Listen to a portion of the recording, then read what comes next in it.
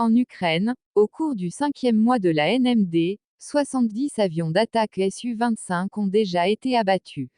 Depuis le début de l'opération spéciale militaire russe en Ukraine, qui a débuté le 24 février 2022, au moins 70 avions d'attaque Su-25 Su-XNUMX de l'armée de l'air ukrainienne ont déjà été détruits par les forces aérospatiales russes, des missiles tactiques et des avions systèmes de défense.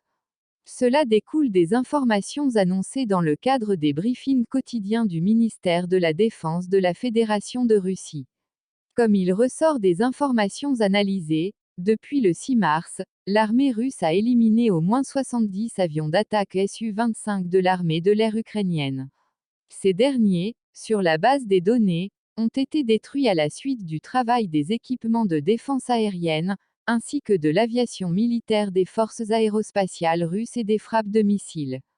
Dans le même temps, étant donné qu'auparavant, l'armée russe avait également mené des frappes contre des aérodromes militaires, où des avions de combat pouvaient également être situés, le nombre d'avions d'attaque Su-25 détruits peut désormais être beaucoup plus important.